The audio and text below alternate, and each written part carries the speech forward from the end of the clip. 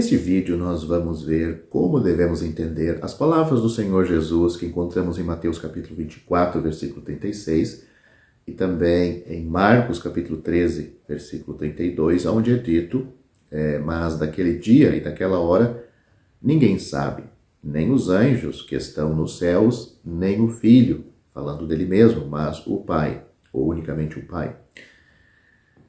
Este versículo às vezes é citado por aqueles que dizem ou querem dizer que o Senhor Jesus foi apenas um grande mestre, um grande profeta, ou no máximo, um anjo muito especial, mas que ele, o Senhor, não era nada mais do que uma criação de Deus. Ironicamente, a declaração do Senhor aqui contradiz a afirmação deles. Ele, o Senhor, primeiro disse, nenhum homem. Depois ele disse, não, nem mesmo os anjos que estão no céu, implicando ou querendo dizer que os anjos são superiores à humanidade. Ele então acrescentou, nem o Filho, reivindicando um lugar de superioridade, tanto para a superioridade do Senhor, tanto em relação ao homem, quanto também aos anjos. Em vez de sugerir a sua mera humanidade, a mera humanidade do Senhor Jesus, a ordem das palavras de Cristo coloca o Filho como superior a todos os seres criados, terrestres e celestiais. Aqueles que sugerem que ele foi apenas um grande mestre ou apenas um profeta, são forçados por este mesmo versículo a negar sua grandeza, porque ele fez uma afirmação falsa se ele não era superior aos anjos, ou aceitar sua afirmação como verdadeira, que ele é maior que os homens e os anjos. Muitas outras escrituras reafirmam sua divindade, a divindade do Senhor Jesus, incluindo João capítulo 20, versículos 28 e 29, onde ele aceitou a adoração de Tomé, sendo designado por Tomé como Senhor meu e Deus meu. Uma segunda conclusão errada, baseada nas palavras do Senhor, seria que seus atributos divinos eram limitados por sua humanidade, enquanto ele estava aqui na Terra. Sugerir que em sua humanidade ele não conhecia todas as coisas implicaria que na união de divindade e humanidade, um ou outro teria que ser comprometido. No entanto, de sua encarnação em diante, ele foi e é totalmente Deus e totalmente um homem perfeito. Nenhum atributo divino foi comprometido. Note o que a Bíblia diz, pois nele habita corporalmente toda a plenitude da divindade. Colossenses capítulo 2, versículo 9. Os evangelhos dão vários exemplos de sua onisciência, mostrando que ele é Deus, o Filho eterno. Leia João capítulo 2, versículos 23 a 25, capítulo 6, versículo 64. Também leia Mateus capítulo 9, os versículos 3 e 4. Talvez o mais relevante para nosso versículo, tanto em João capítulo 16, versículo 30, onde fala da sua pré-ressurreição, quanto a João capítulo 21, versículo 17, a sua pós-ressurreição, seus discípulos declaram, tu sabe todas as coisas. E nenhum dos casos ele corrigiu esta conclusão. Seu conhecimento não foi limitado por sua humanidade. O que então pode significar as palavras que lemos no início desse vídeo? Mas daquele dia e daquela hora ninguém sabe, nem o Filho. Concluir qualquer um dos itens que acabei de citar neste vídeo ia contradizer as Escrituras, mas ir além das Escrituras em racionalizações seria igualmente perigoso. Só temos o que as Escrituras nos dizem. A seguir, então,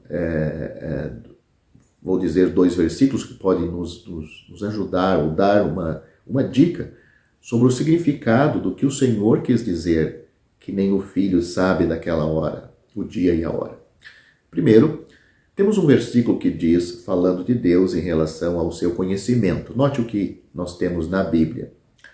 e dos seus pecados, falando dos pecadores perdoados por Deus, e dos seus pecados e iniquidades, não me lembrarei mais. Hebreus capítulo 10, versículo 17.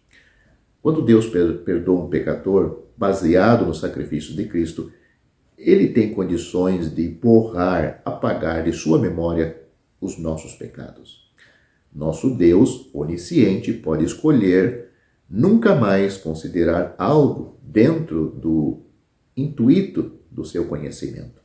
Essa seria a primeira opção, para entender o que o Senhor Jesus, o Filho eterno de Deus, quis dizer que nem o Filho sabe. A segunda opção que podemos considerar é o Senhor Jesus disse para seus discípulos: não vos compete saber os tempos ou as estações que o Pai estabeleceu em seu propósito, em seu próprio poder. Atos capítulo 1, versículo 7. O Senhor Jesus afirmou que dentro da divindade foi feita a escolha de que o Pai manteria a autoridade exclusiva sobre o tempo do retorno de Cristo. Outros exemplos de papéis distintos na divindade incluem Marcos capítulo 10, versículo 40, que diz: mas o assentar-se à minha direita ou à minha esquerda não me pertence a mim, a mim concedê-lo, mas isto é para aqueles a quem está reservado. João capítulo 5, versículo 22 diz: e também o Pai a ninguém julga, mas deu ao Filho todo o juízo. E também João capítulo 16, versículos 7 e 8 diz o seguinte: todavia digo-vos a verdade, que vos convém que eu vá, porque se eu não for, o Consolador não virá a vós, mas quando eu for, vô-lo enviarei. E quando ele vier, convencerá o mundo do pecado e da justiça e do juízo. Concluímos que a resposta pode estar nessas duas verdades reveladas sobre Deus. Primeiro, o Senhor Jesus tinha e tem a capacidade de escolher não trazer à mente algo dentro do desígnio de sua onisciência. E segundo, o Senhor Jesus serviu e serve perfeitamente dentro do papel que é seu na divindade.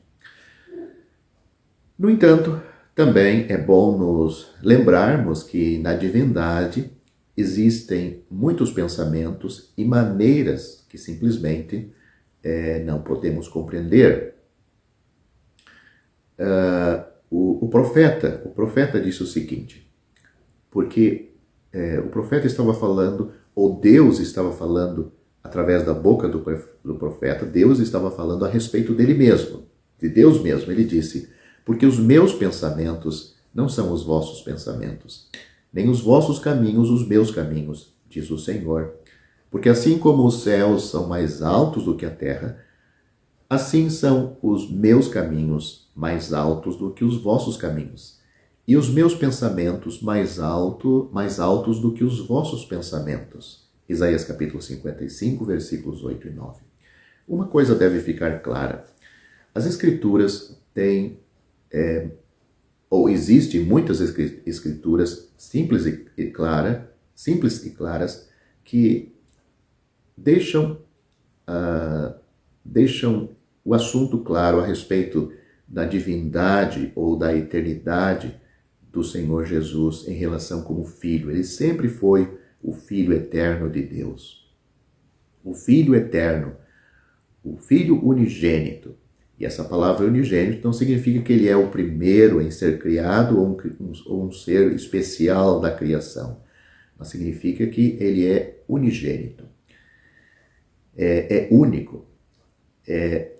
De forma especial. Ele é o Filho eterno de Deus. Ele sempre existiu com Deus, o Pai, como também o Espírito Santo sempre existiram. Existem passagens claras nas Escrituras que afirmam isto. Portanto, quando pessoas querem distorcer as verdades claras das Escrituras, servindo-se de versículos tais como este e outros que parecem afirmar que o Senhor Jesus não é Deus, não precisamos perder muito tempo, mesmo que nós não entendamos esses versículos que são mais difíceis, pois existem outros claros e muito claros que mostram a divindade do Senhor Jesus. Espero que você tenha entendido o que foi apresentado neste vídeo. Se não, pode deixar suas perguntas aí nos comentários do vídeo que vou procurar responder.